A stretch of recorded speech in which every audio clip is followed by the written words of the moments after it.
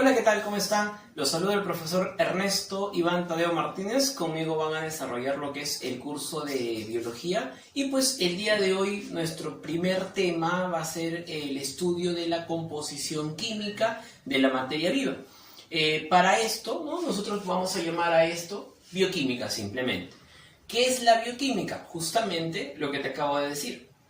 Cuando tú te refieres a la bioquímica, estás hablando de aquella rama dentro de la biología que se va a encargar del estudio de la composición química de los elementos, de los elementos que hay dentro de la materia viva. A lo que voy, si yo por ejemplo me refiero a que hay calcio en mis huesos, que hay en mi sangre, puedo encontrar hierro, ahí estamos hablando de elementos químicos. Tú escuchas la palabra bioquímica seguramente y dices, profe, ¿pero es biología o es química? ¿En dónde encaja? Es la unión de ambas. En la química tú te encargas de estudiar la materia, la composición de la materia, las reacciones que pueden haber en ella, las propiedades. Pero cuando tú te refieres a la biología, hablas de los seres vivos. Entonces tienes de un lado, tienes a la química, del otro lado tienes a los seres vivos. Entonces si tú lo juntas, ¿qué cosa vas a estudiar? La composición química de la materia, pero de la materia viviente.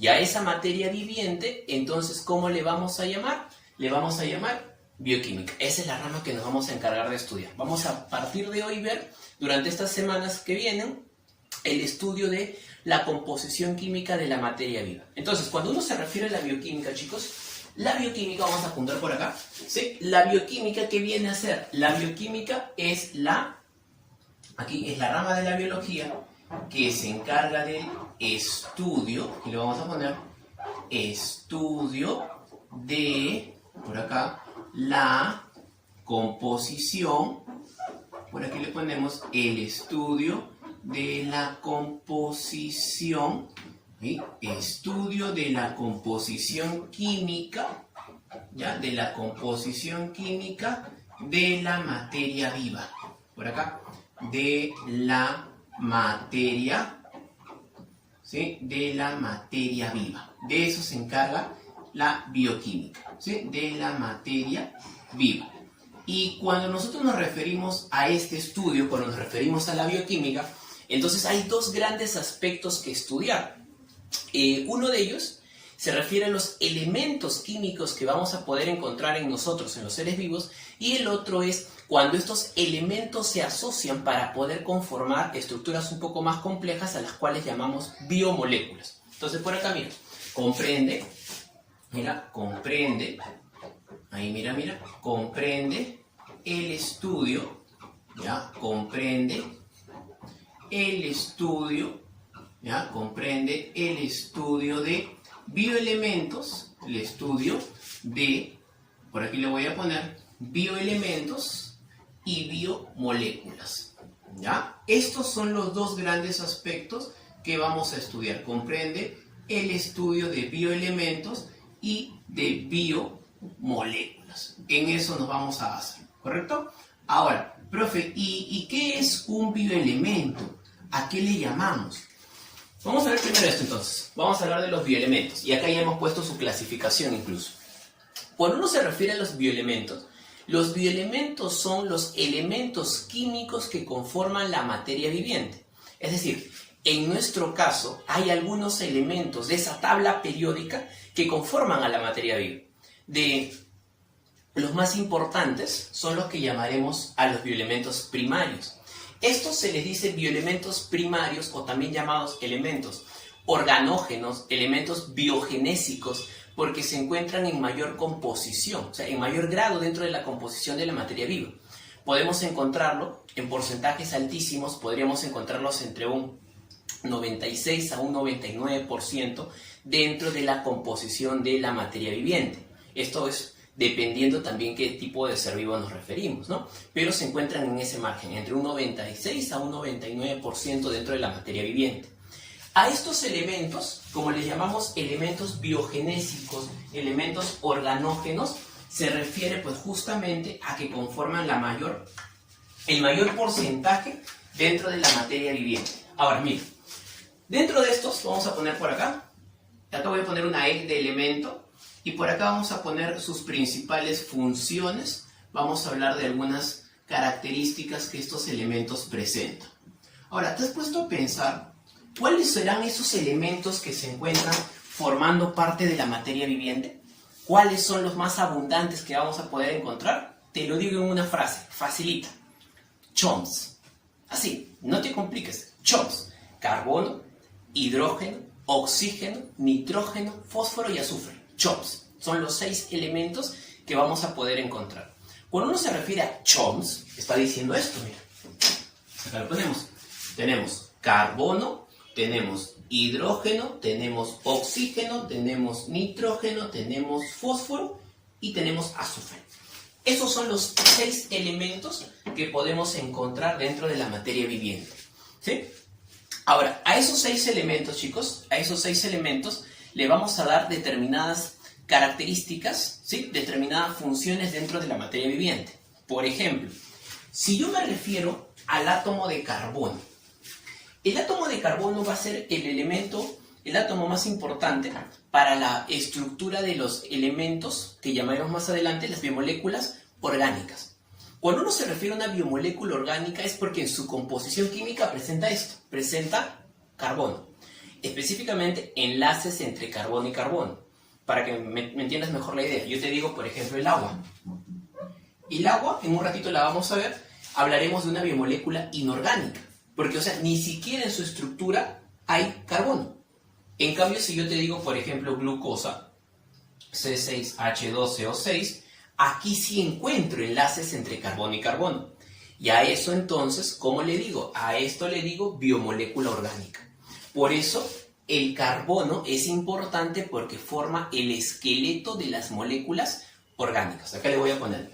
¿Sí? Este elemento es el más importante porque permite forma, se le puede decir así, ¿no? Cadenas carbonadas. O, en todo caso, cadenas hidrocarbonadas, porque también se puede asociar a lo que es el hidrógeno y a lo que es el oxígeno. Hidrocarbonadas, ¿correcto? Y es importante para la estructura de aquellas moléculas a las cuales llamamos moléculas orgánicas. Siempre, ¿no? Hidrocarbonadas, esto en las moléculas, no te olvides, siempre en las moléculas orgánicas. Ahí es donde nosotros vamos a poder, ¿sí? Ahí es donde nosotros podemos hablar del elemento del carbono, ¿correcto? Importante. Ahora, estos dos los podemos asociar. Lo que es el hidrógeno y lo que es el oxígeno, los podemos trabajar prácticamente a la par. ¿Y eso por qué? Porque si uno se refiere al hidrógeno y el oxígeno, ¿qué forman? A ver, cuando tú los asocias. Claro, exacto. Obviamente, si tú hablas del hidrógeno y el oxígeno, estos dos, al asociarse, conforman la molécula del agua. Estos dos son importantes. Entonces, eso es lo que le voy a considerar por acá. Mira, el hidrógeno, le voy a poner aquí junto al oxígeno, ¿ya? Junto al oxígeno forma, acá, junto al oxígeno, forma la molécula de agua. Forma la molécula de agua. Esto es importante para podernos referir al hidrógeno. Ahora, el hidrógeno tendrá otras funciones también cuando uno se refiere, por ejemplo, de agua. Cuando uno se refiere, por ejemplo, a lo que es la energía, ¿no? Los hidrógenos se comportan pues como protones que van a permitir la síntesis, por ejemplo, de lo que es el ATP. Cuando atraviesan, ¿no?, la famosa bomba ATP sintetasa, eso lo veremos cuando hagamos ya la parte de fotosíntesis, la parte de respiración celular. ¿Listo? Ahora, en el caso del oxígeno, ¿qué es el oxígeno, chicos? No me vas a decir lo mismo. El oxígeno viene a ser la molécula, bueno, a ser el átomo, perdón, que junto al hidrógeno formaba la molécula de agua. Ya, profe, eso lo sé. Pero también el oxígeno es importante, uno, porque se encuentra en el aire. Es importante para la respiración. Quiere decir que si nosotros nos referimos al oxígeno, en el caso del aire, este es el principal gas para lo que es la respiración. En el aire se va a poder encontrar un 21% de oxígeno. Eso es uno. Eso es una de las cosas más importantes. Otro es que también el oxígeno permite la formación, acá, permite la formación ¿de qué? ¿Te acuerdas cuando uno se refiere a la radiación? La radiación, por ejemplo, nos podría matar a nosotros. Pero nuestro planeta tiene una capita. ¿Cómo se llama? Exacto, yo sé que tú lo sabías. Muy bien, yo sabía que lo sabías. Eso es la capa de ozono. Esa capa de ozono está formada por oxígeno. Pero, profe, ¿cómo no es que es ozono? Claro. ¿Y qué crees que es el ozono? El ozono es una forma alotrópica del oxígeno. Es un oxígeno triatómico, ¿sí? Eso viene a ser el ozono. Entonces tenemos la formación de la capa de ozono. Luego, ¿qué más? ¿Qué más tenemos? El oxígeno, datazo, ¿eh? Esto es importante, esto fijo para, por ejemplo, admisión. Cuando uno se refiere al oxígeno, el oxígeno, entonces, lo vamos a entender como el último aceptor de electrones. Ese concepto es importante. Ya lo veremos cuando hagamos respiración celular. Pero se le considera como el último, acá le voy a poner, es el último aceptor, acá le voy a poner así, último aceptor de electrones, ¿ya? Último aceptor de electrones. Pero esto es considerando cuando hablamos de una respiración celular de tipo aeróbica. Acuérdate, ¿eh? Último aceptor de electrones, pero cuando nos referimos a la respiración celular aeróbica, ¿correcto? Entonces, por eso es importante también el oxígeno. Ahora, el nitrógeno. ¿Qué habremos escuchado del nitrógeno? Vamos a traer la motita por acá para ir borrando. A ver, ¿qué podemos saber del nitrógeno, chicos? ¿Has consumido nitrógeno? ¿Consumimos nitrógeno? Comúnmente sí, ¿no? Cuando uno se refiere al nitrógeno, el nitrógeno es el átomo que permite la formación de las proteínas. Cuando veamos la parte de biomoléculas orgánicas, vamos a recordar algo así, ¿no? Por ejemplo, los glúcidos y los lípidos son así. Básicamente son estos, moléculas ternarias, carbono, hidrógeno y oxígeno. Hay otros átomos adicionales. En el caso de las proteínas, lo básico es esto, siendo el más importante el nitrógeno. En el caso de los ácidos nucleicos son así, siendo el más importante el fósforo. Entonces, ¿qué puedo decir del nitrógeno? Uno, que es el elemento característico de las proteínas. Perfecto, uno. Dos, si me refiero también a esto. En el aire podemos encontrar un 78%, por acá le voy a poner, un 78% en el aire. Es el gas más abundante dentro de la composición del aire. ¿Qué más? Hemos dicho que es el elemento, ¿no?, que permite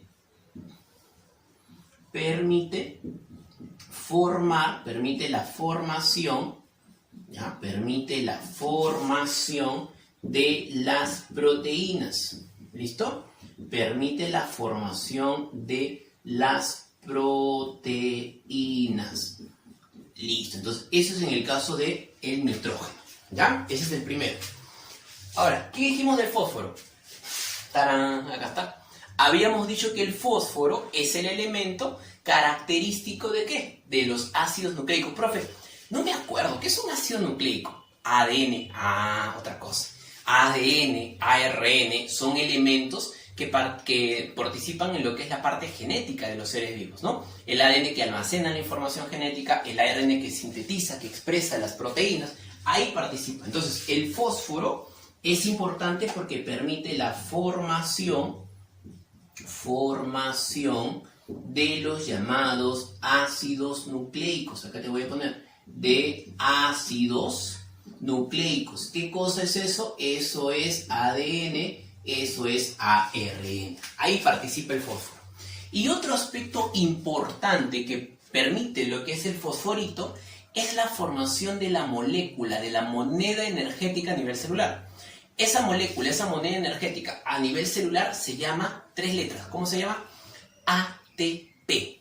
El ATP es la moneda energética a nivel de la célula. ¿Ya? Eso no olvidar. Entonces por acá vamos a hablar de que permite la formación, ¿ya? Permite la formación también del ATP. ¿Ya? Permite la formación del ATP. Y no te olvides qué cosa es el ATP. Se denomina ATP a la molécula llamada adenosín trifosfato, ¿sí? Trifosfato o trifosfato de adenosina. Ese viene a ser nuestro ATP, molécula o moneda energética. ¿Listo? Entonces, eso es con respecto al fosforito. Ahora, en el caso del azufre, ¿qué hace el azufre? El azufre es propio de algunas proteínas. Es típico en algunas proteínas.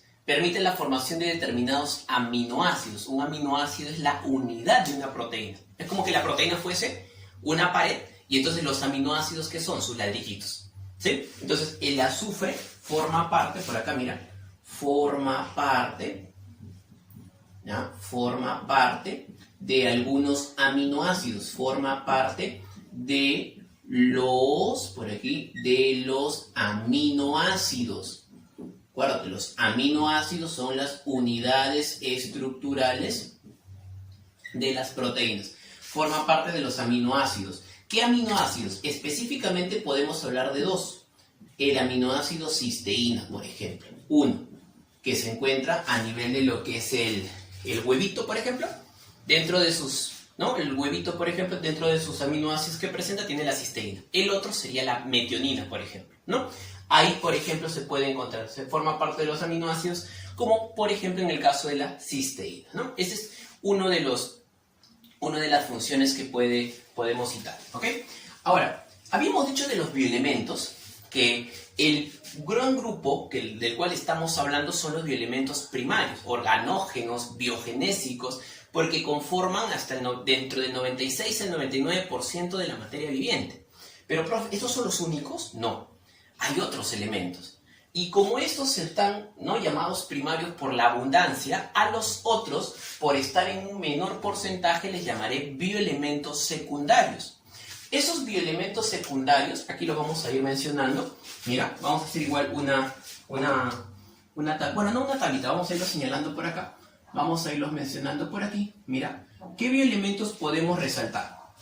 Mira, vamos a poner, por ejemplo, aquí, vamos a hablar, por ejemplo, ¿de qué elemento? A ver, ¿de qué elemento quisieras hablar? A ver, ¿qué elemento te acuerdas? Uno de los huesitos, por ejemplo, uno que se encuentra en los huesitos. ¿Qué me dirías? A ver, ¿qué bioelemento que se encuentra en los huesitos? Tenemos tenemos el calcio. A ver, chicos, ¿qué decimos del calcio? A ver, por acá. Hablamos del calcio. Importante, ¿ya? Hablamos del calcio, ¿no? Entre paréntesis, el calcio es Ca. Ahí está.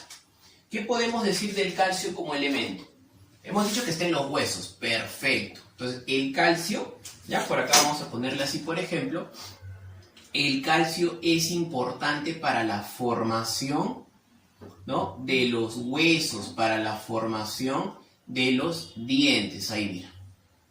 ¿Listo? Ese es el calcio. Entonces, por acá vamos a poner el calcio es importante en la formación, ¿no?, en la formación de lo que es huesos. Aquí mira, formación de huesos, por acá, de huesos y dientes. ¿Ya? Formación de huesos y dientes. Ahí participa lo que es el calcio, ¿sí? Para tener huesos fuertes, para tener dientes fuertes. Hasta ahí perfecto. Creo que eso lo sabemos todos. Todos sabemos del calcio eso.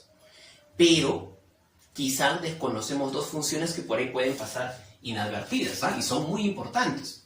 En el caso del calcio, el calcio también participa en dos procesos. Uno, por ejemplo, cuando hablamos de la coagulación. La coagulación de la sangre, la coagulación sanguínea. El calcio es necesario para que se pueda formar este llamado coágulo, la mallita, ¿no? Esta malla de fibrina, para evitar la pérdida de sangre. Ahí participa también. No hubiese niveles de calcio, entonces no se puede realizar la síntesis de fibrina. Otro elemento importante, otra acción importante del calcio, tiene que ver con la llamada contracción muscular. ¿Sí? La contracción muscular. Profe, ¿y eso cómo es? Niveles bajos de calcio permiten que se dé una contracción muscular dolorosa.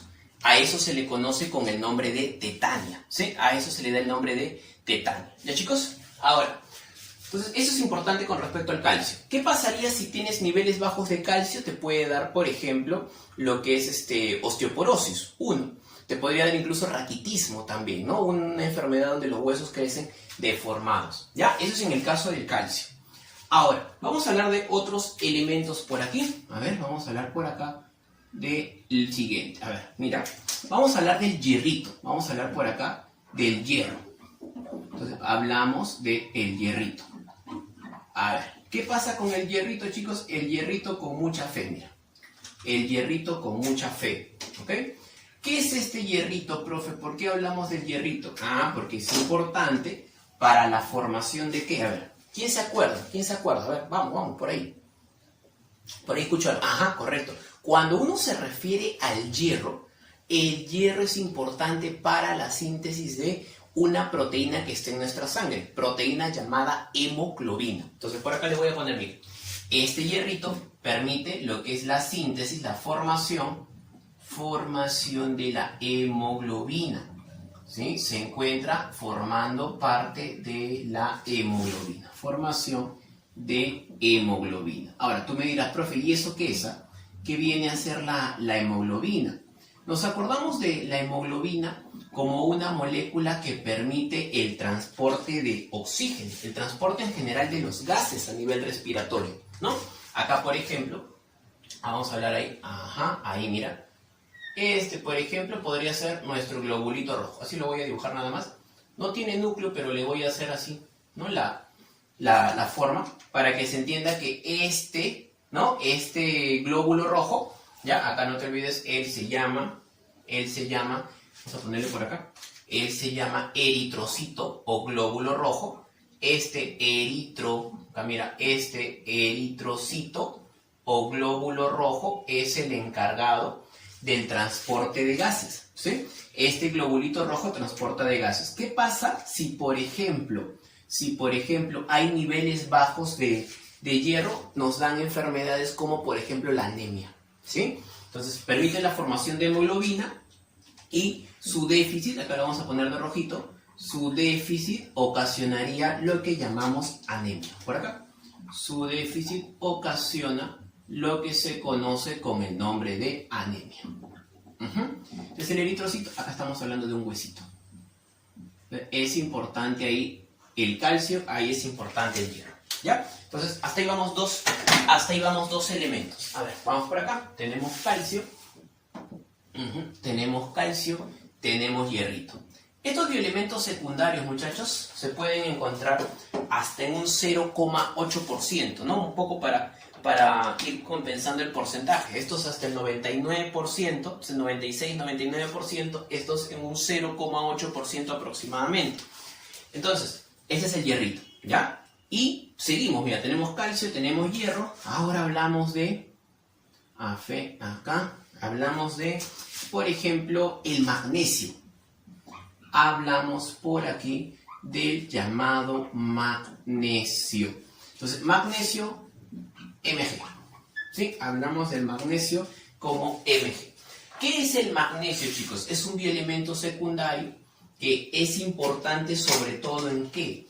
El magnesio participa en muchas reacciones químicas, forma parte de algunas enzimas, por ejemplo, pero probablemente el uso más inmediato cuando uno se quiere acordar del magnesio tiene que ver con la síntesis de un pigmento también. Así como nosotros tenemos hemoglobina que transporta la sangre y es el color rojo que tiene la hemoglobina, se ve pues este hierrito, en el caso del magnesio, este se encuentra presente formando parte, acá le voy a poner, forma parte de lo que es un pigmento, permite la síntesis de un pigmento, ya acá, pigmento fotosintético. Este pigmento fotosintético, recordamos su nombre, a ver, este pigmento fotosintético llamado, a ver, ¿cómo se llama, chicos? Mira, lo voy a poner de verde por algo incluso, lo voy a poner de verde. ¿Cómo se llama? Muy bien, se llama ¿sí? Se llama clorofila. Ese es el nombre del pigmento fotosintético, hablamos de la clorofila. Entonces, esta clorofila, ¿qué permite? Permite, por ejemplo, capturar la energía luminosa para que se dé las reacciones de la fotosíntesis. Entonces, por acá vamos a poner pues una plantita, ¿no? Entonces, aquí hablamos, por ejemplo, de una hojita. Esta hojita, por ejemplo, ¿por qué es de color verde nuestra hojita? Porque tiene clorofila. Gracias a la clorofila, es que esta hojita puede realizar su fotosíntesis, ¿no? Entonces ahí, por ejemplo, hablamos de la clorofila, importantísima ahí a nivel de las plantas. Entonces vamos con el magnesio. Sigo por acá. A ver, los tres elementos que vienen, vamos a irlos trabajando a la par, ¿ya? Vamos a irlos trabajando a la par. A ver, vamos a hacer este grafiquito por acá. Voy a hablarte de estos tres elementos. A ver, vamos a hablar, por ejemplo, del primero. A ver, vamos a hablar de... a ver, vamos a poner por acá. El sodio. ¿Ya? Vamos a hablar del sodio. Na. ¿Sí? El sodio que es Na, ahí. Ese es uno. Luego tenemos el potasio. Vamos a hablar del potasio. Vamos a hablar del potasio. Ahí, potasio es K. ¿Listo? Y vamos a hablar también del clorito. Vamos a hablar del clorito. El clorito que es Cl. ¿Listo? Esos son los elementos, ¿ya? Esos son los elementos de los cuales vamos a hablar.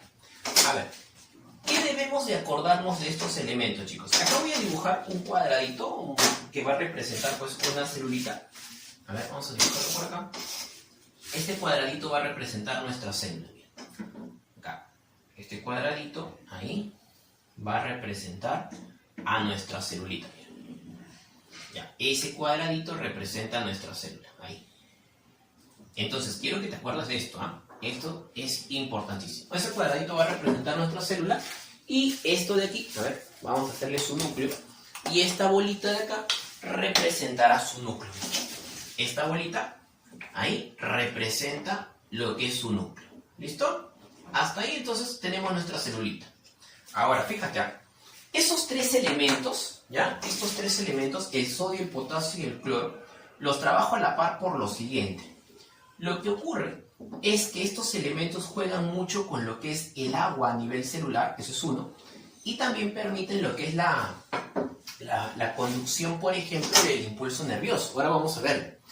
Pero ¿cómo se relacionan estos elementos a nivel celular? Yo los voy a ubicar en diferentes posiciones. Por ejemplo, mira, vamos a hablar del sodio, ¿sí? Vamos a hablar del sodio. Entonces, al sodio lo voy a ubicar por aquí, mira. Al sodio lo voy a ubicar por acá. Así, mira. Ahí lo voy a poner al sodio. ¿Listo? Ahí lo pongo al sodio. Y le voy a poner así, mira. Con su carguita. Acá afuera le voy a poner al potasio, mira. Acá le voy a poner al potasio. Y también le pongo su carga. Ahí. Y por aquí abajito voy a poner al clorito. Pero también le pongo una carga. ¿Sí? Uy, el potasio lo he puesto fuera. Lapsus. El potasio para acá. Ahí, mira. Listo. Ahí lo pongo para escribir por acá. Listo. Entonces, sodio afuera, cloro afuera, sodio, potasio adentro. ¿Sí? ¿Qué es esto, profe? La ubicación, mira, la ubicación de estos elementos es importante y les atribuye la característica que tenemos que recordar. En el caso de lo que son el sodio y el potasio, por tener una carga positiva, se les dice cationes. Estos elementos son cationes de tipo extracelular. Se les dice catión extracelular al sodio y al potasio catión intra, por estar adentro, mira. Si está afuera, extra. Si está adentro, intra. Por tener carga positiva, cationes. Dime, ¿cómo le dirías al cloro? ¿Cómo le dirías al cloro? Por estar afuera y con carga negativa. Ya tienes que acordarte un poquito de química, ¿no? Claro, muy bien. Si yo le digo que está con carga negativa, no puede ser catión, porque los cationes son los iones que están con cargas positivas. En cambio, este vendría a ser un anión. Pero por estar fuera de la célula, se le dice el anión de tipo extracelular. Anión extra, catión intra y catión extra. Esos son los tres que tenemos. Entonces lo vamos a apuntar por acá, mira. Al potasio, ¿sí? Al potasio, a ver dónde está, aquí. Al potasio le voy a poner así, fíjate. Mira, el potasio es considerado, por acá, el catión, ¿ya? El catión extracelular. No, extra, perdón, sigo con esto yo. Intra, el catión intracelular. ¿Listo? Es el catión intracelular más abundante. ¿Sí? Catión intracelular más abundante. En el caso del sodio, por aquí, al sodio, ¿qué le decimos, chicos? Claro, El sodio, por estar afuera, le digo catión, ¿ya? Este es el catión, pero de tipo extracelular. Catión extracelular más abundante. Ahí. Catión extracelular. Y al clorito también, por estar afuera, ¿qué le voy a decir? Al clorito le voy a decir anión, porque tiene carga negativa, y porque está afuera le digo extra. Anión extracelular más abundante. ¿Sí? Ahí está. Eso es lo que yo tengo. ¿Correcto? Son las posiciones, fíjate. ¿Sí? Eso es importantísimo. ¿Ya? Entonces, eso es con respecto a ellos. Ahora, ¿qué pasa también con respecto a su juego con el agua? El cloro y el sodio, mira, por encontrarse afuera, lo que hacen es quitarle el agua a la célula. Jalan agua, le quitan. ¿Cómo es esto, profe? Tú comes canchita, por ejemplo. Bastante canchita, bastante sal. Al comer sal, ¿qué estás consumiendo? Cloruro de sodio. Entonces, como consumes cloruro de sodio, sal, mira, esta, ¿dónde es más abundante? Fuera de la célula. Y entonces, ¿qué pasa? El agua que hay en tu interior celular, cuando vea el sodio y el cloro, uy, qué ofertón, pierde el agua, ¿sí? El agua del interior de las células, por encontrar al sodio y el cloro afuera, sale, empiezas a perder agua. Entonces tu célula, de lo que estaba así toda bonita, toda, ¿no?, con su formita, se arruga un poco, pierde agua y se empieza a arrugar, así como que se encoge. Ya eso lo veremos en citología, pero pierde agua. Entonces este cloro y este sodio se encargan de regular el balance hídrico. A eso les voy a apuntar por aquí abajito, ¿ya?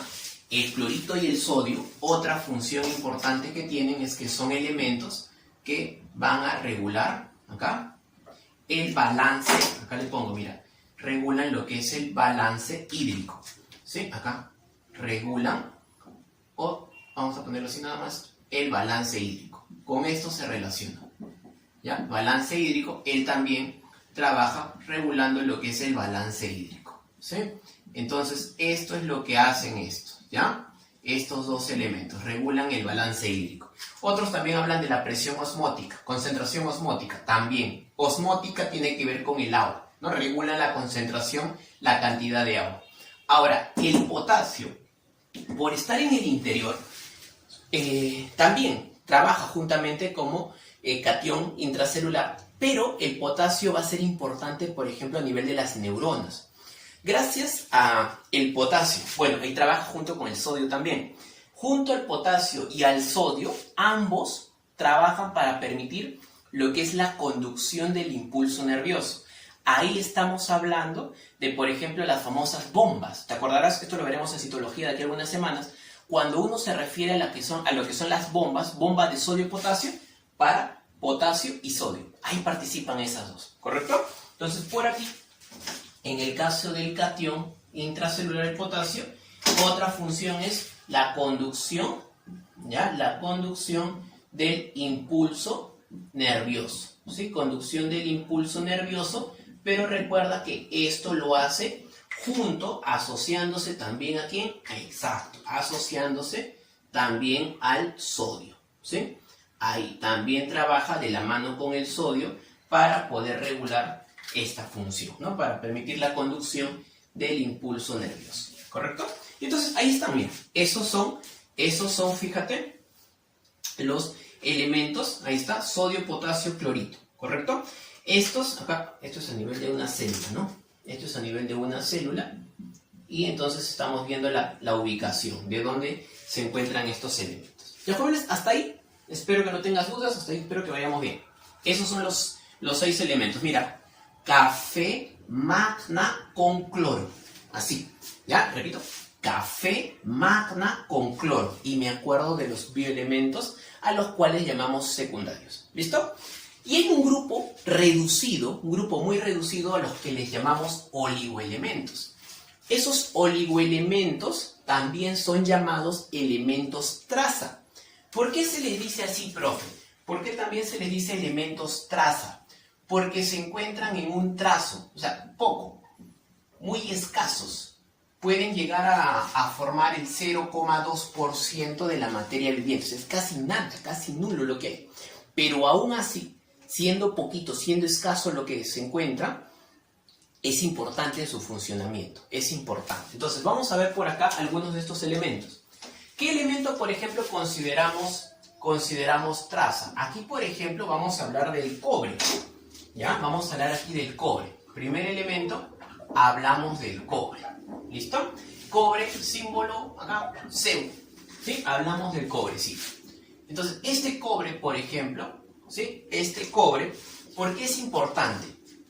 Así como nosotros tenemos hemoglobina, pigmento, acá, para la formación de este pigmento que permite, ¿no?, el transporte de gases, en los invertebrados, ¿sí? Perdón, estamos hablando de cobre, sí.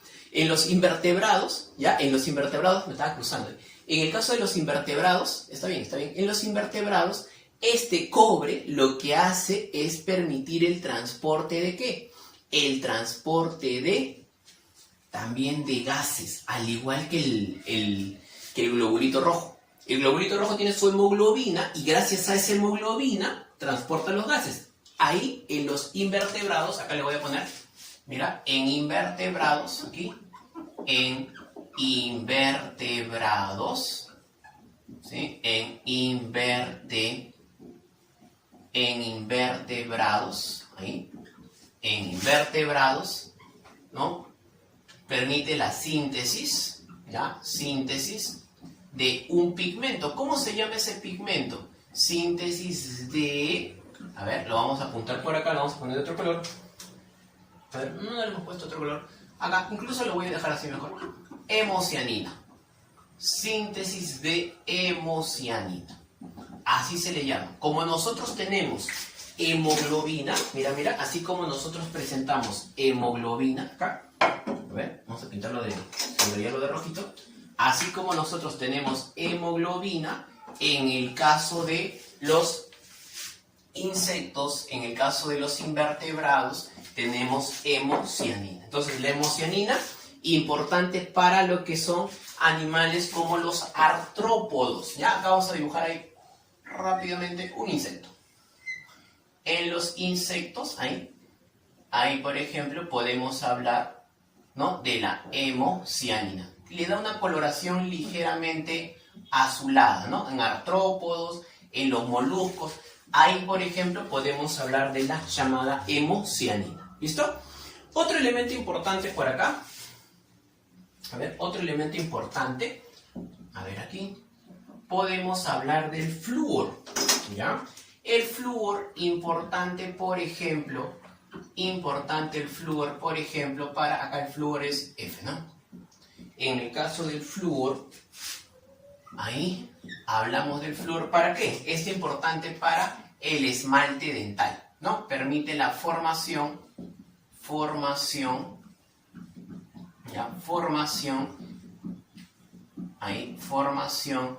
y protección del esmalte dental, ¿no? Esto es lo que permite la formación del esmalte.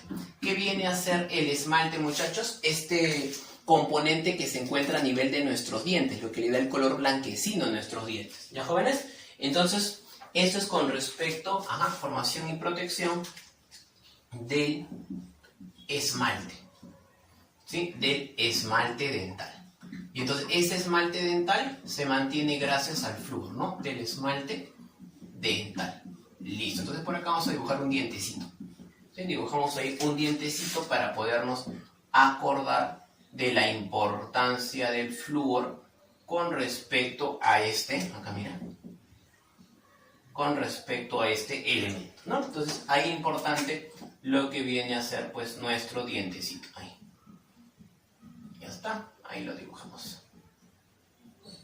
Listo. Importante entonces ahí el flúor para lo que es los dientes. Listo.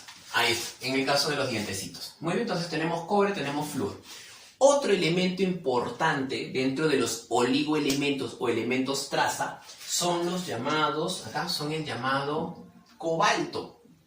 Por aquí hablamos del cobalto. En el caso del cobalto, no confundir con CO, ahí con Cu. Este es CO, el otro es Cu. ¿Qué pasa con el cobalto, muchachos? El cobalto permite la formación de una vitamina, ¿no? Permite la formación, la síntesis de la ¿cómo se llama la vitamina, chicos? Formación de vitamina, ¿no? De la vitamina B12, ¿sí? ¿Qué es la vitamina B12, profe? Se le llama la cianocobalamina. Cianocobalamina. Esa viene a ser la vitamina B12.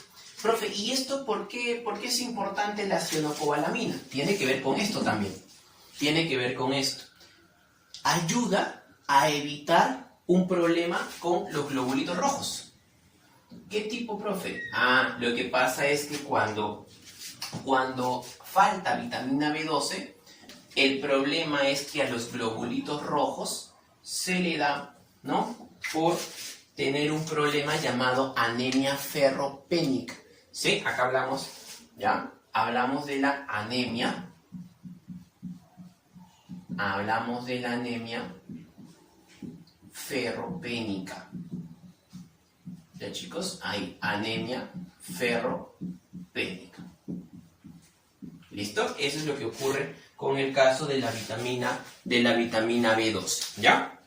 Ahora, ya para ir terminando, chicos, tenemos también lo que es, además del cobalto, tenemos, por ejemplo, aquí, a ver, vamos a poner por acá, tenemos el caso del yodito. A ver, vamos a hablar aquí del yodo, del iodo. En el caso del yodo, ¿sí? Acá en el caso del yodo, aquí mira, ahí está. El yodo será importante para la síntesis de algunas hormonas. ¿De qué hormonas? Por ejemplo, en esta zona del cuello, mira, esto es mi cartílago tiroides, esto es lo que comúnmente llamamos manzana de Adán, ¿sí? Esta es la manzana de Adán, pero más abajito, más o menos a esta altura, tenemos lo que se conoce con el nombre de la glándula tiroides.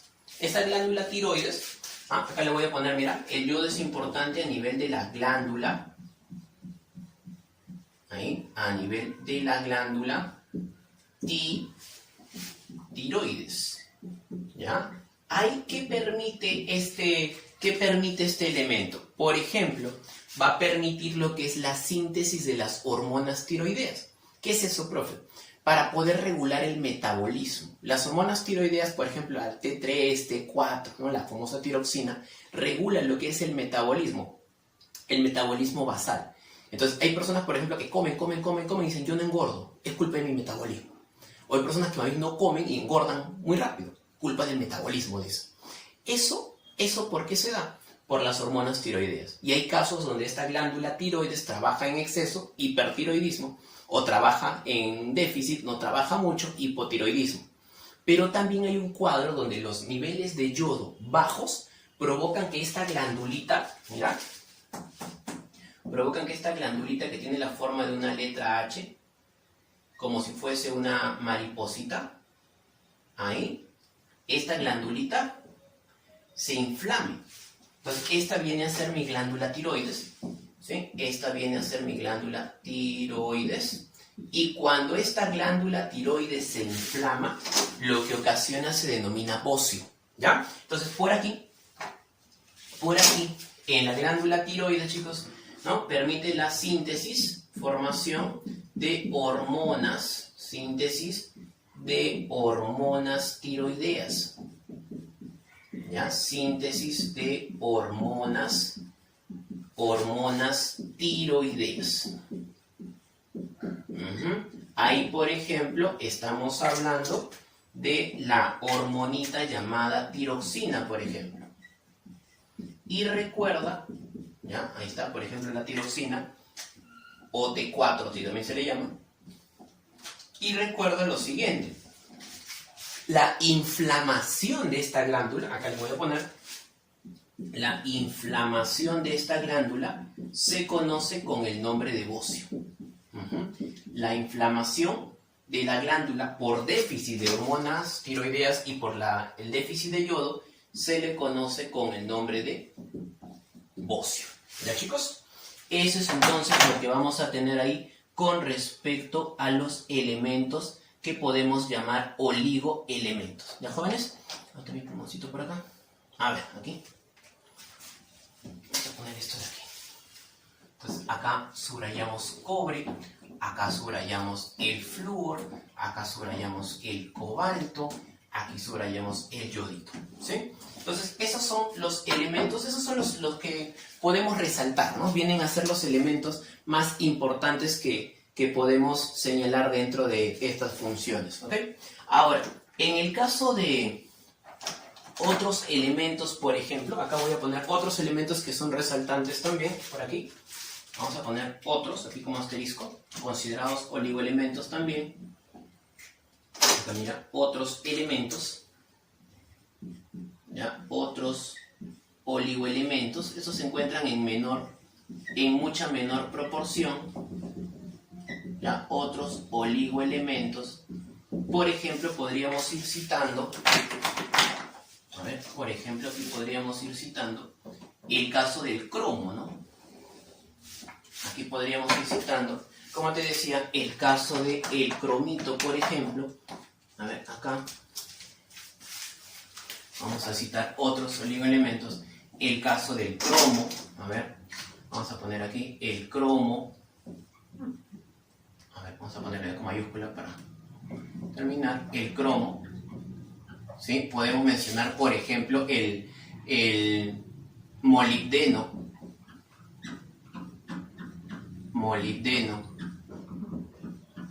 Podemos hablar de otro importante que es el zinc. El zinc. Podemos hablar, por ejemplo, del selenio, ¿no? Que son elementos, pues, importantes cuando nos referimos a lo que son los seres vivos, ¿no? Entonces, muchachos, ahí hemos trabajado los principales elementos, los principales bioelementos que podemos encontrar dentro de la materia viviente. No olvidar, dentro de la bioquímica estudiamos bioelementos y biomoléculas. Los bioelementos los hemos clasificado en tres grandes grupos. Los primarios, CHOMS. Los secundarios, por acá tenemos calcio, el hierrito, el magnesio, el sodio, el potasio y el cloro, con sus principales funciones. Y dentro de los oligoelementos, que son varios, hemos sintetizado aquí, hablando del cobre, importante aquí, el flúor, el cobalto, el yodito. Y no olvidar, tenemos otros elementos, otros oligoelementos que se conocen con el nombre de cromo, el molibdeno, podemos citar al zinc, podemos citar al llamado selenio. Podríamos hablar incluso del silicio, por ejemplo, vamos a ponerlo ahí, ¿no? El silicio, que es importante, por ejemplo, cuando hablamos de algunas algas, ¿no? Esto ya puntualmente lo veremos en la parte, por ejemplo, de la práctica, ¿no? El cromo, por ejemplo, para el metabolismo de zinc, metabolismo de lípidos, ¿no? El silicio, como te digo, para la síntesis de la pared celular en el caso de algunas alguitas, ¿ya? Entonces, chicos, eso es con respecto a la parte de los bioelementos. Y ahora lo que vamos a ver es la parte de las biomoléculas, o sea, vamos a hablar del agua. Vamos a hablar primero de las biomoléculas inorgánicas como el agua y luego ya veremos en otras clases la parte de biomoléculas orgánicas. ¿Listo? Vamos tomando nota hasta ahí, ¿te parece? Y luego vemos la parte de agua, ¿ok? Muy bien, continuamos con la segunda parte entonces. Habíamos visto lo primero que era la parte de bioelementos. Hemos clasificado los bioelementos en bioelementos primarios, los bioelementos secundarios y hemos hablado también de los oligoelementos. Y habíamos dicho que cuando tú te refieres a los bioelementos primarios, estos bioelementos primarios tienen la capacidad de poderse asociar formando lo que son las biomoléculas. Profesor, entonces, ¿qué vienen a ser las biomoléculas? Vienen a ser, no son otra cosa que asociaciones de bioelementos, y estas asociaciones de bioelementos van a permitir que se pueda formar esta biomolécula. ¿Sí? Entonces, nos vamos a quedar con los bioelementos primarios, ese carbono, el hidrógeno, el oxígeno, el nitrógeno, el fósforo y el azufre, que al poderse asociar formarán lo que llamaremos las biomoléculas. Vamos a tener dos tipos de biomoléculas, mira. De un lado estarán las biomoléculas, ¿vale? Las biomoléculas de tipo inorgánico, ¿ya? Y del otro lado, ahí mira, este aquí, Ahí está. Biomoléculas de tipo inorgánico, esa es una. Ya son biomoléculas inorgánicas. Ahí está. Y del otro vamos a tener a las biomoléculas orgánicas. Ahora tú me dirás, pero profesor, ¿cuál es la diferencia entre lo inorgánico, ¿no?, y lo orgánico? Todo tiene que ver con este elemento. Todo tiene que ver con el elemento carbono. Cuando tú te refieres a una biomolécula inorgánica, es aquella que en su estructura química carece de enlaces entre átomos de carbono. O sea, no existe el enlace covalente carbono-carbono. Mientras que si tú te refieres a una biomolécula orgánica es todo lo contrario. Ahí sí encuentras enlaces entre átomos de carbono. Dentro de las biomoléculas inorgánicas, por ejemplo, vamos a tener, acá lo vamos a ir citando, a el agüita. Ahí vamos a ponerlos. Vamos a tener por aquí el caso del agua. Vamos a hablar de esta molécula importante. Vamos a tener a los gases. Vamos a poder hablar de los gases. Y también vamos a considerar aquí a las sales, ¿ya?, a las sales minerales. Estas biomoléculas, ¿sí?, esas biomoléculas son las que podemos considerar dentro de las llamadas biomoléculas inorgánicas. Mientras que si tú te refieres a una biomolécula de tipo orgánica, estas biomoléculas orgánicas vienen a ser las siguientes, por acá. A ver, vamos a citarlas. Tenemos aquí a los glúcidos, lo que comúnmente llamamos carbohidratos, ¿ya?, glúcidos. Vamos a tener a los lípidos, a las proteínas, ¿ya?, las proteínas aquí, y por último los ácidos nucleicos, ¿no? Estas vienen a ser las biomoléculas de tipo orgánica, ¿no?, las que vamos a ir trabajando también, ácidos nucleicos. Cuando digo glúcidos son los azúcares, cuando digo lípidos son lo que comúnmente llamamos grasas, proteínas y ácidos nucleicos, ADN, ARN, ¿no? Adicionalmente también se podrían considerar por ahí a las vitaminas, ¿no?, que también se verá en su momento. Ahora, entonces vemos en la primera parte, que son las biomoléculas de tipo inorgánica, y empezamos a hablar aquí de la biomolécula del agua, muchachos. A ver, cuando uno se refiere al agua, el agua es una molécula muy importante para los seres vivos y en general para todo el planeta. Cuando uno se refiere a la biomolécula del agua, el agua es aquella que en los seres vivos se puede encontrar en un 60 a 95% formando la estructura de su organismo. O sea, es bastante. Una mala agua aproximadamente, lo que llamamos medusa, 95% de agua. Dependiendo de nosotros 60, 70% de agua. O sea, dependiendo del ser vivo esto varía, ¿no? Pero es la molécula más abundante. En la Tierra, pues a nivel de lo que es nuestro planeta, se encuentra aproximadamente en las 3/4 partes. Es importantísimo el agua. Ahora, ¿qué cosa podemos entender con respecto al agua?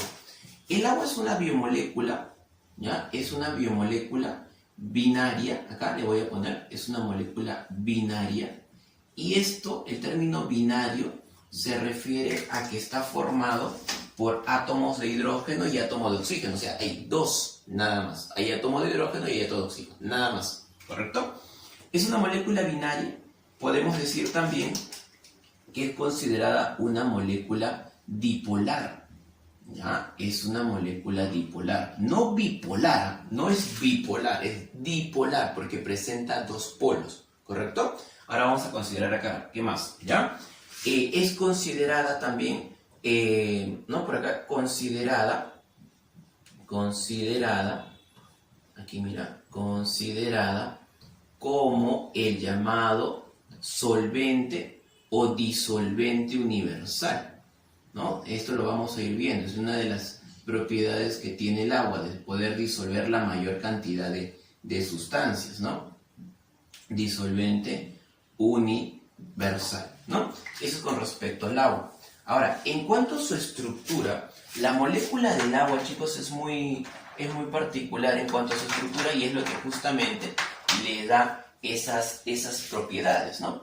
Si yo, por ejemplo, quiero representar a la molécula del agua, voy a usar átomos de hidrógeno y átomos de oxígeno. Entonces vamos a poner por acá el átomo de hidrógeno. A ver, vamos a ponerle por aquí el átomo de hidrógeno. Mira, el átomo de hidrógeno lo voy a representar aquí de esta manera. Vamos a ponerle por aquí, mira. A ver, aquí, hidrógeno. Ahí está. Acuérdate la fórmula química del agua. La fórmula química del agua es H2O. O sea, hay 2 átomos de hidrógeno por 1 de oxígeno. Ya, ahí vamos a poner el hidrógeno. Y por acá voy a ponerle pues la molécula de agua, le pongo su átomo de oxígeno. Por acá. Entonces tengo H2O. Ahí está. Esta es la estructura que tiene el agua. ¿Ya? H2O. Ahora fíjate, este es el oxígeno, este es el hidrógeno. ¿Listo? Ahora, mira lo que pasa, ¿no? Cuando se da la estructura de la molécula de agua, en la estructura de la molécula de agua yo puedo encontrar 2 tipos de enlaces. Aquí, en la molécula, para que se forme la molécula, voy a presentar un enlace al cual llamamos enlace covalente. Aquí, este de aquí. Este enlace es un enlace al cual llamamos enlace covalente. Ahora, ¿qué hace este enlace covalente o por qué se caracteriza? Es un enlace que podríamos llamar enlace interatómico. ¿Por qué? Porque está uniendo al átomo de hidrógeno con el átomo de oxígeno. Y este enlace covalente permite que se mantenga ahí unida la molécula. Ahora, otra cosa muy diferente es que yo te diga que esta molécula de agua, mira, esta molécula de agua, vamos a hacer otra pero más chiquitita, ¿ya? Esta molécula de agua se va a unir, mira, por aquí, esta molécula de agua se va a unir, acá voy a hacer otras más chiquitas, ¿ya? Mira, que esta molécula del agua se va a unir con otras moléculas, aquí por ejemplo, esta es otra molécula de agua que vamos a hacer por aquí, ya, por aquí pondré otra un poco para darle el sentido, así, fíjate. Ahí, mira, hay otra por acá. Entonces, otra molécula de agua, ahí. Listo, vamos a poner otra molécula ahí. Vamos a tener sus hidrógenos también. Bueno, estos son sus oxígenos de acá. Acá pongo a otra molécula de agua. Entonces, ¿por qué hago más moléculas? Porque tú cuando ves la estructura del agua, tú no ves una molécula, tú ves todo un fluido continuo. Eso se debe a que las moléculas de agua están muy cohesionadas, están muy unidas. Eso se llama cohesión molecular, es una característica de la molécula del agua. Entonces yo tengo acá, mira, ahí mira, fíjate, ahí está, otro enlace covalente, tú ya sabes, rosadito va a ser enlace covalente, y rosadito enlace covalente, acá también mira, rosadito es enlace covalente, rosadito es enlace covalente. Y mira lo que voy a hacer. Ahí tengo varias moléculas ya.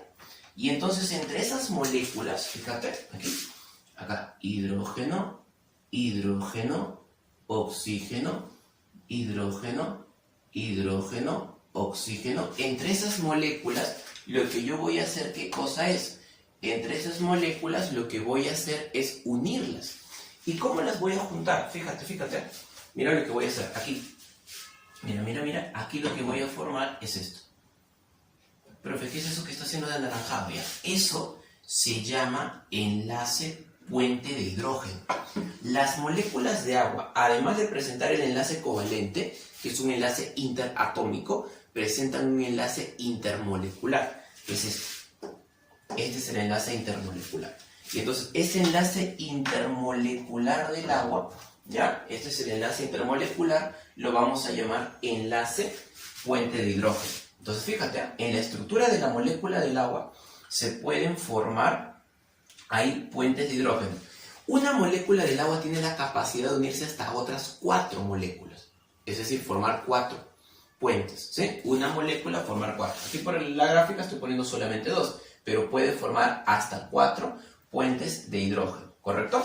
Entonces, este de aquí, mira, vamos a ponerle por aquí, fíjate, este de rosadito, ya, este aquí de rosadito, ahí, este se llama enlace, acá le pongo, este es un enlace covalente, ya, enlace covalente polar, acá, listo, este es mi enlace covalente, y este de aquí ¿ya? Y este de aquí se llamará, a ver, aquí chiquitito, este se llama enlace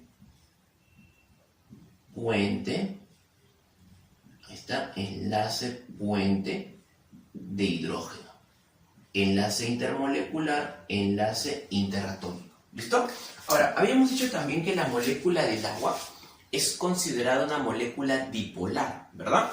¿Por qué hemos dicho que la estructura molecular del agua nos permite decir que es una molécula dipolar? Porque el hidrógeno, un elemento que se encuentra en el grupo 1A de la tabla periódica, en su último nivel de energía presenta un solo electrón.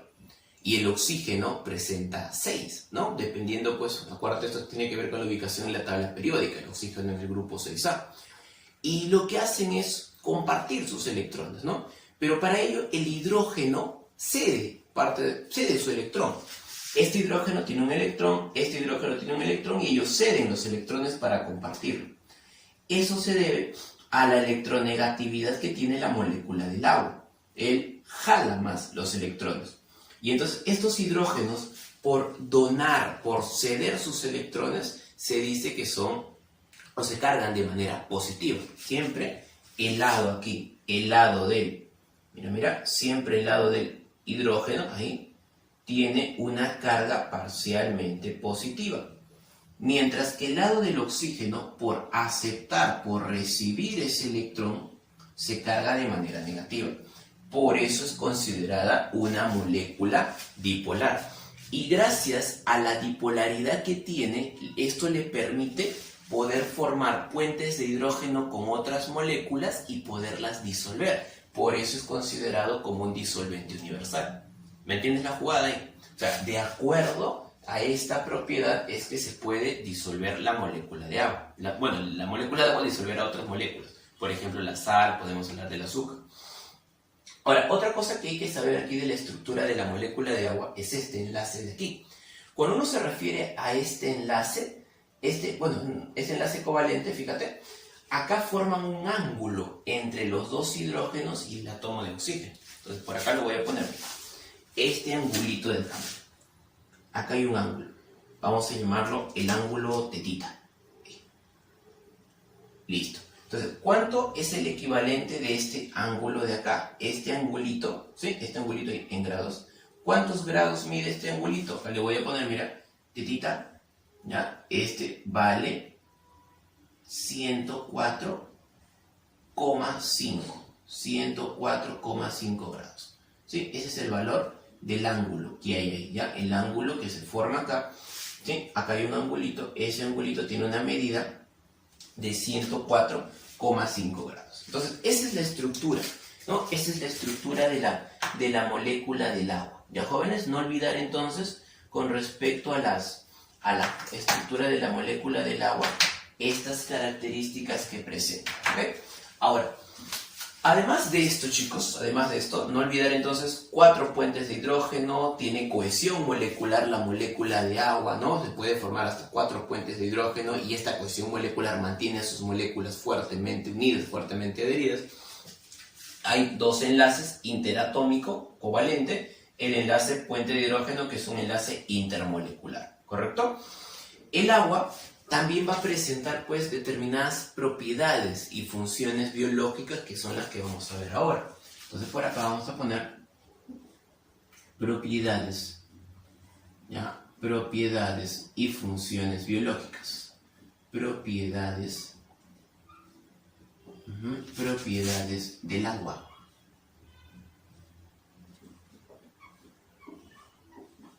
Listo, propiedades del agua por acá. Propiedades y funciones biológicas del agua. ¿Ya, chicos? Entonces, iniciamos viendo esto. Acá. Propiedades del agua. Entonces, la primera propiedad de la cual vamos a hablar, ¿ya? La primera propiedad número 1 sería el llamado, vamos a poner, el llamado elevado, el elevado calor específico. Elevado calor específico. Ahora tú me dirás, profe, ¿y qué significa elevado calor específico? A ver, Bueno, primero definir que esto, el elevado calor específico, se refiere a la cantidad, esa es la cantidad de calor necesaria que se requiere para subir en 1 grado la temperatura, ¿no?, de 1 gramo de cualquier sustancia, ¿sí? Ese es el elevado calor específico. Se refiere a la cantidad, acá le ponemos cantidad, es la cantidad de energía, ¿ya?, que se requiere para poder subir en 1 grado una molécula de agua, la cantidad de calor, ¿no? La cantidad de calor, ¿no? La cantidad de calor que se necesita para, ¿no?, para subir, ¿ya?, para subir en 1 grado, ¿no?, 1 grado, la temperatura de 1 gramo de determinada sustancia, 1 grado, ¿no? 1 grado, 1 gramo, un gramito de agua. En este caso de agua porque acuérdate que se refiere pues a la sustancia que nos estamos refiriendo. Ahora, ¿por qué es importante? ¿Por qué es importante esta propiedad?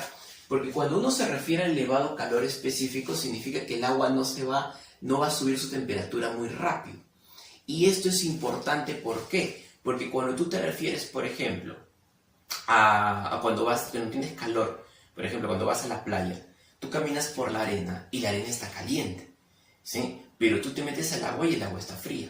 ¿Y eso a qué se debe? Al elevado calor específico.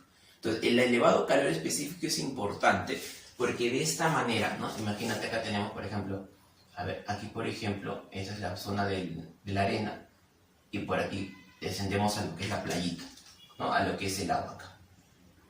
Entonces, si yo lo veo así, por ejemplo, aquí arribita estaría el sol, pues, ¿no? Acá tendríamos el sol, ¿no? Aquí estaríamos el solcito, y el solcito este va a empezar a calentar. Y cuando nos referimos al sol ahí que calienta, pues este sol empieza a calentar, empieza a emitir su energía. ¿Qué pasa con el agua? El agua, su calor, el calor que requiere es mucho más alto de lo que requiere cualquier otra sustancia, en este caso en comparación con el suelo, ¿no? Por eso, acá por ejemplo podríamos estar, no sé, a 25 grados y acá podríamos estar a 20, por ponerte un ejemplo, por calentarse mucho menos. Esto también es importante porque al agua le permite actuar como termorregulador. Ojo con esa palabra. El agua, gracias a esta capacidad del elevado calor específico, puede actuar como termorregulador biológico, ¿ya? Actúa como termorregulador biológico, ya sea a nivel biológico o ecológico. En nuestro caso, por ejemplo, es para eliminar el sudor. Ese es el caso más importante, ¿no? Gracias a esto, gracias a que el agua actúa como termorregulador, podemos sudar y equilibrar nuestra temperatura cuando hay una subida de ella, ¿no? Entonces, esa es la primera propiedad. Hablamos del elevado calor específico. ¿Ya, chicos? Segunda propiedad del agua, ¿ya? A ver, acá la vamos a mencionar. Segunda propiedad del agua. Eso tiene que ver más que nada con el elevado punto de ebullición. Acá, mira, elevado. Otra propiedad del agua es el elevado punto de ebullición, ¿ya? Elevado punto de ebullición, ¿ya? Elevado punto de ebullición, pero esto también lo asociamos con otra propiedad que tiene que ver con ¿qué? Con el bajo, acá, y bajo grado de congelación.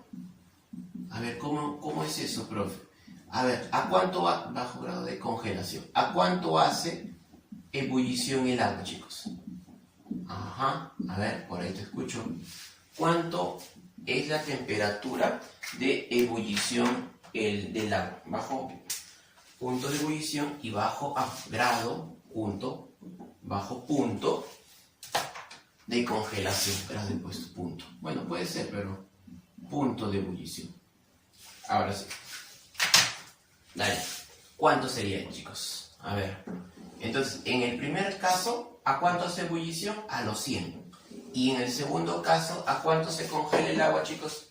¿A cuánto se congela el agua? A 0, ¿no? Entonces vamos a ponerlo por aquí, los dos valores. Si uno se refiere a 1, ebullición, ¿cuánto es? Es un punto muy alto. Ebullición, estamos a 100 grados Celsius, ¿no? El punto de ebullición del agua está en 100 grados. Y si hablamos del punto de congelación, el punto de congelación del agua está a los 0 grados aquí. 0 grados Celsius, ¿sí? Creo que eso es clarito, ¿no? Creo que eso está clarito con respecto a esta propiedad, ¿ok? Ebulle a los 100, tu teterita, por ejemplo, se congela a los 0 grados, ¿correcto? Es otra propiedad que tiene el agua. Ahora, podemos aprovechar esto para hablar de la propiedad de la densidad. A ver, por ejemplo, cuando el agua se congela, la pregunta sería, ¿por qué el hielo flota? Ah, buena pregunta, profe. ¿Por qué el hielo flota? Si es agua también, pero solamente que es agua en otro estado, ¿no? El hielito no es otra cosa que agua en estado sólido, y el agua, pues, no sé, en el mar, por ejemplo, se forman un iceberg de repente. El hielo es, ¿no? El hielo sólido y el agua es líquido. Si es agua ambos, ¿cómo flota el hielo? Por esto. Tiene que ver con la densidad. Entonces, la densidad, chicos, de la mayoría de los líquidos tiende a aumentar cuando disminuye la temperatura. Pero en caso del agua, lo que vamos a ver es que el agua alcanza su máximo, ¿no? Su máximo valor de densidad a los 4 grados. Entonces, acá, la densidad del agua, acuérdate, la densidad del agua está máxima a los 4 grados Celsius, ¿correcto? Cuando disminuye la densidad, entonces, ¿qué ocurre? El agua a los 0 grados se convierte en sólido. Y entonces, ¿qué pasa con esa densidad? Disminuye, ¿sí? Entonces acá, mira, la densidad, la máxima, acá le voy a poner, mira, la densidad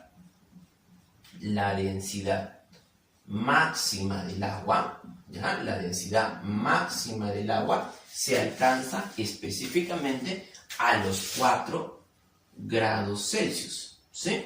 A los 4 grados Celsius. Pero cuando baja la temperatura, ¿no? Cuando la temperatura del agua es 0 grados, ¿qué pasa con eso, chicos? Cuando la temperatura del agua es 0 grados, entonces, ¿qué pasa? La densidad del agua, la densidad disminuye.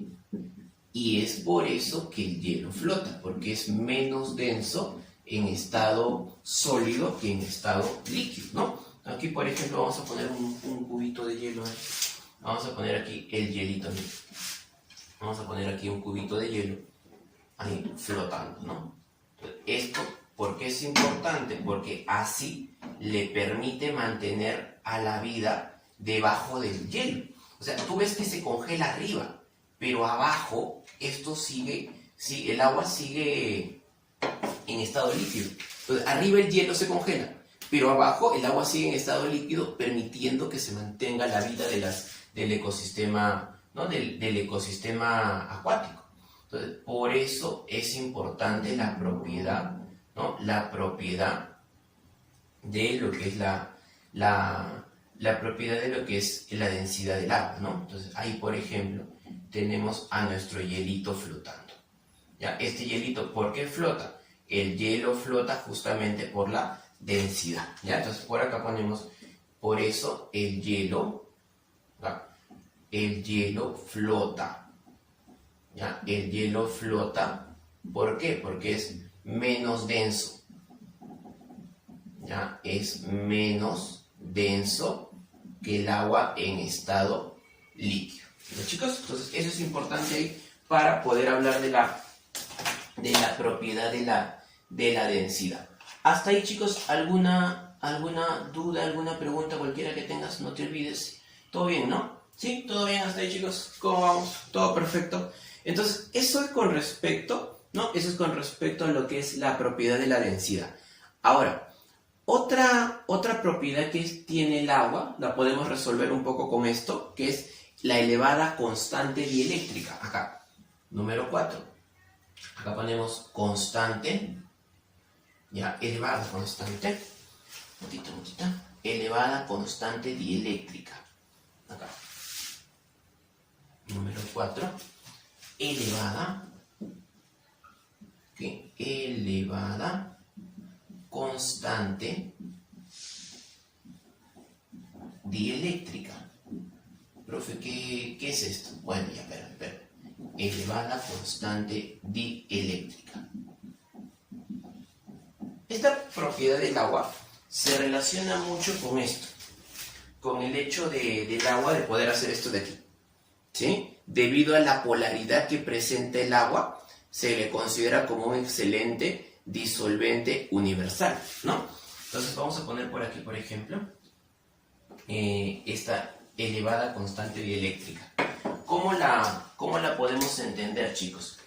Entonces, gracias a esta constante dieléctrica es que el agua puede disolver la mayor cantidad de sustancias y por eso es que puede transportar, ¿no? Acá mira, es un disolvente, ¿no? Es el agua un disolvente universal, ¿ya? Es un excelente disolvente universal y esto es importante porque así se puede, ¿no? Esto le permite transportar diversas sustancias, por ejemplo a nivel sanguíneo, ¿no? Le permite transportar, ¿ya? Le permite transportar diversas sustancias acá. Le permite transportar, ¿ya? Le permite transportar diversas sustancias, ¿no? Acá, sustancias en el organismo. Sustancias diversas. A ver, profe, ¿y eso cómo lo entendemos? Eso, por ejemplo, cuando el agua disuelve la sal, ¿no? Si yo tengo, por ejemplo, aquí mira, si yo tengo, por ejemplo, la molécula de cloruro de sodio, la sal, ahí mira, la ponemos ahí, esta sal, con su carga positiva, se va a ver rodeada por las cargas negativas, ¿no? Por las cargas negativas de la molécula del agua. Pero específicamente, ¿quién tiene las cargas negativas ahí? Por ejemplo, el oxígeno, ¿no? O sea, si yo coloco sal en agua, ¿por qué la sal se disuelve? Porque está rodeada, ¿no? Las cargas negativas del lado del oxígeno permiten separar al sodio del cloro, ¿sí? Entonces, esto es rodeado de tal manera que el agua disuelve a la sal, ¿no? Entonces, recordemos acá, por ejemplo, el caso del agua, ¿no? La sal, el agua, ¿por qué disuelve a la sal? Justamente por esto. El agua disuelve la sal, ¿no? Entonces, como el agua disuelve la sal, ¿por qué ocurre? Por esto, porque el átomo de sodio, ¿no? Que con su carga positiva es atraído por las cargas negativas de la molécula del agua. Esa es la característica del agua, la propiedad de la elevada constante dieléctrica. Esa sería la número 4. Otra propiedad que vemos es el elevado calor de vaporización. Entonces vamos a ponerle por aquí, a ver, acá, número 5, elevado calor, ¿ya? Elevado calor de vaporización. Se parece un poco al otro, ¿no? Elevado calor de vaporización. A ver, ¿cómo es esto del elevado calor de vaporización? A ver, acá es con... Este elevado calor de vaporización se refiere a la cantidad necesaria de energía, la cantidad necesaria de calor para convertir un gramo de agua, pasarlo del estado líquido al estado gaseoso. Es muy semejante a lo que hablábamos, por ejemplo, por acá, ¿no? Con el elevado calor específico. Entonces vamos a ponerle por aquí su concepto.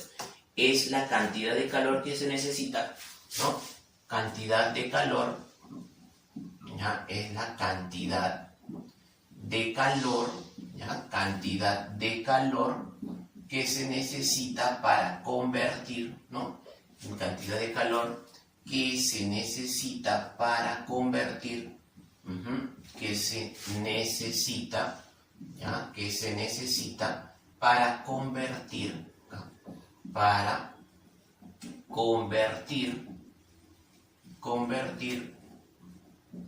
un gramo de agua al estado de vapor, ¿no? Un gramo de agua a vapor, ¿no? A vapor. A eso lo entendemos como el elevado grado o elevado calor de vaporización, ¿no? Listo. Esa es otra propiedad que tiene la molécula del agua. Entonces ahí hemos visto, mira, elevado calor específico, ¿no? Elevado punto de ebullición, elevado y el bajo punto de congelación, la densidad que se alcanza a los 4 grados, el elevado constante dieléctrica que le permite ser, no te olvides de esto, importantísimo, el agua es considerado disolvente o solvente universal. Algunos dicen que es disolvente más que universal, ideal. ¿Por qué ideal? Porque solamente puede hacer esto con aquellas sustancias que son polares. Disuelve aquellas sustancias polares. No puede disolver aquellas sustancias que son apolares, como el caso del aceite, por ejemplo. El aceite no se disuelve en el agua. ¿Por qué? Apolar. ¿Sí? Y la última propiedad que vamos a tener del agua será pues lo que es la llamada, a ver, por acá vamos a ir viendo, la llamada, a ver aquí, tensión superficial. Mira, número 6. Hablamos de la tensión, ahí mira, tensión superficial.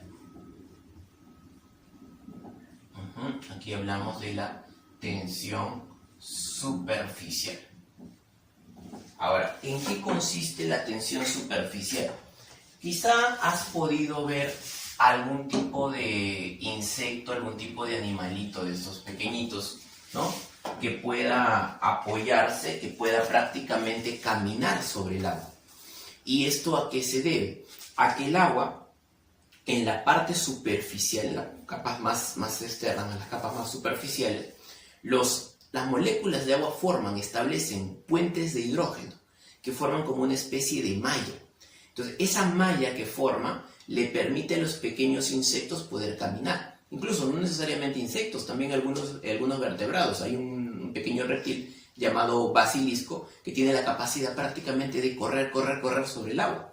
¿Y eso se debe a qué? A los enlaces puentes de hidrógeno. Entonces, esa tensión superficial permite eso. Otro aspecto que permite la tensión superficial es la capilaridad. O sea, para que el agua pueda subir, tú riegas una plantita, esa agüita se empoza a nivel de la raíz. Pero para que pueda llegar hasta la hoja, ¿cómo hace? De la raíz, para poder llegar hasta la hoja, a nivel del tallo hay unos pequeños tubitos a los cuales vamos a llamar capilares, ¿no? Actúan como capilares. Son los vasos conductores de las plantas, en este caso el xilema. Entonces, ese xilema permite que las moléculas de agua puedan ir subiendo, ¿no? ¿A través de qué? De la tensión superficial que se va a generar ahí, ¿no? Entonces, vamos a poner por acá, vamos a poner por aquí lo siguiente. Vamos a dibujar una plantita, ¿ya? Vamos a dibujarle por aquí una plantita, ¿ya? La tensión superficial del agua la podemos apreciar aquí. Por ejemplo, cuando vemos, acá vamos a hacer un poco de agua, así, como si fuese una especie de charquito ahí. Mira, ahí por ejemplo. Y en ese charquito vamos a dibujar pues, un pequeño insecto ahí paradito. ¿Cómo hace este insecto para poder quedarse aquí, para poderse apoyar? Bueno, facilito, gracias a la tensión superficial. ¿Cómo es que se forma esta tensión superficial? Debido a que las moléculas de agua aquí han establecido estos enlaces, los enlaces de anaranjadito, ¿no? Las moléculas de agua acá forman ahí puentes de hidrógeno, entre ellas, de tal manera que los pequeños animalitos, como los insectos, pueden prácticamente flotar. Otra propiedad importante, como te decía, otra aplicación importante de esto se da, por ejemplo, cuando hablamos de cuando hablamos, por ejemplo, de las plantitas. Cuando una plantita tú la riegas, te decía que la plantita, su agüita se queda a nivel de la raíz. Entonces yo tengo ahí mi plantita, ¿no? Tengo ahí mi plantita y esta plantita, a ver, listo, esta plantita, su raícita está por acá. Entonces, ¿cómo hace el agua para poder ascender? ¿No? Yo riego la planta, el agüita se queda por aquí, ¿no? El agua se queda ahí, a nivel de la raíz. Pero yo necesito que esta agüita llegue hasta acá, que la agüita llegue hasta la hoja. Para poder llegar hasta la hoja, ahí voy a poder encontrar un pequeño tubito, ¿no? Dentro de la plantita a nivel del tallo. Ahí, vamos a dibujarlo así. Listo, este tubito representa pues este vaso capilar. Este vaso capilar en la plantita que permite que las moléculas de agua puedan ir ascendiendo así. Que las plantitas puedan ganar su agüita y gracias a la propiedad de la tensión superficial es que las moléculas del agua se adhieren, ¿no? Se adhieren ahí a la pared para poder ir subiendo. ¿Ya, chicos? Entonces, esta membrana tensa que forman ahí adelante se conoce con el nombre de tensión superficial. Tú, por ejemplo, cuando ves a un clavadista, ¿no? Cuando un clavadista olímpico salta, por ejemplo, de su trampolín, al momento de ingresar al agua, ingresa con los brazos hacia adelante, ¿no? Más o menos.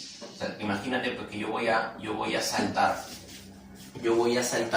Entonces, ¿qué cosa hago? Yo salto y al momento de caer, ¿no? Doy mi voltereta y todo, y al momento de llegar al suelo, ¿no? Al agua, no al suelo, pongo mis brazos en punta para poder romper la tensión superficial, porque si yo abro mis brazos y me meto de frente, entonces me estaría golpeando prácticamente de lleno contra el agua. Entonces, la tensión superficial es importante por ello, ¿no? Acá, por ejemplo, la tensión superficial les permite a un insecto caminar, ¿no? Le permite a los insectos caminar o prácticamente estar sobre el agua, ¿no? Caminar sobre el agua, en el caso de los insectos, ¿sí? Caminar sobre el agua. Y también le permite, ¿no? Permite lo que es el fenómeno de la capilaridad, para que las moléculas de agua puedan ascender. ¿Sí? Entonces, ahí por ejemplo, ¿no? Ahora, recordar pues que en la capilaridad también hay otras fuerzas que se pueden encontrar, ¿no? Fuerzas de cohesión, la misma cohesión molecular mantiene unidas a las moléculas de agua, y también se van a encontrar lo que es las fuerzas de adhesión de esas moléculas de agua que se pegan contra la pared del capilar. O sea, hay fuerzas de cohesión cuando las moléculas de agua se unen entre sí, y hay fuerzas de adhesión que permite que la molécula de agua se una a la pared del capilar, ¿no? Entonces, esas son las propiedades que hemos visto ahí con respecto al agua, ¿no? Importante entonces señalar que a nivel biológico todas estas propiedades le permiten al agua ser considerado como un líquido muy, muy importante dentro de la estructura biológica, ¿no? Entonces, eso es con respecto a las moléculas del agua, ¿ya, jóvenes? De ahí un poquito resaltar pues el papel del agua como que tiene pH neutro, ¿no? El agua tiene un pH 7 considerado neutro, y a partir de esto, o sea, ¿por qué tiene pH neutro? Eso se debe a su bajo grado de ionización, ¿sí? Esa es otra propiedad que podríamos mencionar del agua, que tiene un bajo grado de ionización, ¿correcto? Ahora, después de haber visto el agua, tenemos que hablar un poquito de los gases. Con respecto a los gases, recuerda pues que los gases también son biomoléculas inorgánicas, y ahí podríamos citar, a ver, por acá, el agua, vamos a poner B por aquí, vamos a hablar de los gases, ¿ya? Vamos a hablar aquí de los gases. Entonces, estos gases también son biomoléculas inorgánicas, ¿ya? Estos gases, por ejemplo, aquí vamos a tener diferentes, ¿no? Gases como, por ejemplo, el oxígeno, ¿no? Importantísimo para la respiración. Ya no lo mencionamos mucho más porque recuerda que ya lo conversamos cuando vimos los bioelementos, ¿te acuerdas? gases como el oxígeno, que se encontraba hasta en un 21% en el aire. Teníamos, por ejemplo, el nitrógeno, que se encontraba en un 78% en el aire. Teníamos también el dióxido de carbono. Ahora, el dióxido de carbono sí es importante resaltar algo. El dióxido de carbono como gas, aquí le voy a poner, aporta, es quien aporta, ¿ya? Es quien aporta, importantísimo, ¿eh? El dióxido de carbono es quien aporta el carbono, ¿ya? El carbono para la síntesis de moléculas orgánicas, cuando se da la fotosíntesis, ¿ya? La síntesis de moléculas orgánicas. Quiere decir que gracias al carbono es que se va a formar esa glucosa, por ejemplo, ¿no? ¿Ya? En moléculas orgánicas. Esto durante la fotosíntesis. No olvidará, durante la fotosíntesis. Eso es importantísimo recordar del dióxido de carbono. Muy bien, y pues ahí otro gas que tenemos que recordar podría ser pues el ozono, ¿no? El ozono, el gas ozono, el O3, importante porque forma la capa de ozono que permite protegernos de la radiación, ¿no? Básicamente eso con respecto a los gases. Y letra C hablaríamos ya para terminar de las sales minerales. Letra C, hablamos de las sales minerales. Entonces, en el caso de las sales minerales, a ver, estas también vienen a ser compuestos inorgánicos, ¿ya? Compuestos inorgánicos que se forman acá, formados, ¿ya? Son compuestos inorgánicos formados por un catión, cargas positivas, ¿no?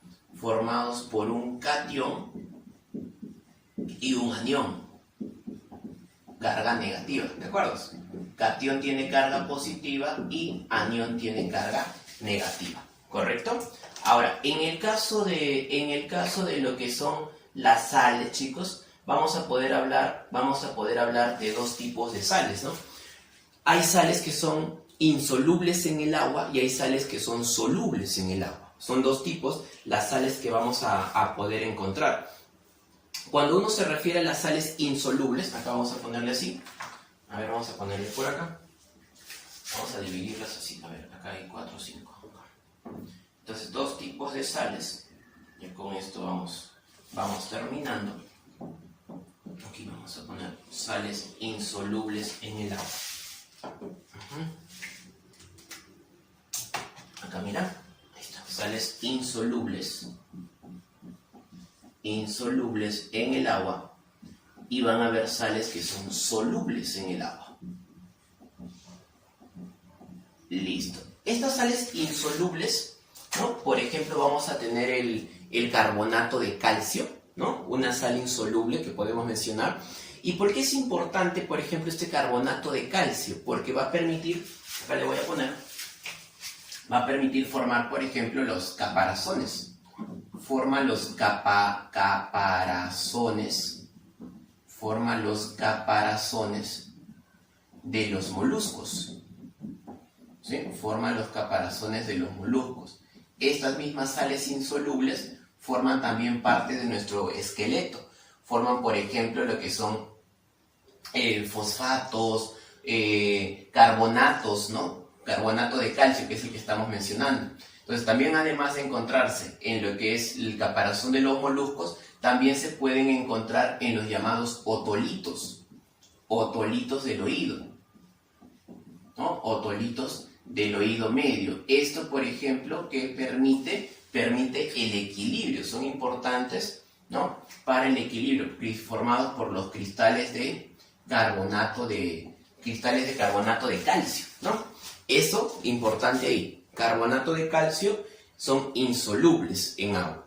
Mientras que si uno se refiere a aquellas sales minerales que son solubles, podemos pues hablar del magnesio, podemos hablar del calcio, podemos hablar de repente del zinc, que lo que hacen es permitir regular, ¿no? Lo que es el medio interno. Entonces vamos a ponerlo por aquí, vamos a ponerlo por acá, sobre todo, estas sales solubles, como te decía, no tienes el cobre, el magnesio, puede ser el zinc de repente, el manganeso.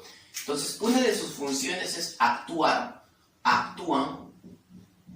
como cofactores. Ya esto veremos cuando hagamos la parte enzimática, actúan como cofactor, ¿ya? Actúan como cofactor enzimático. Es decir, que van a permitir que se den algunas reacciones químicas, ¿no? Como cofactores enzimáticos. Este es uno.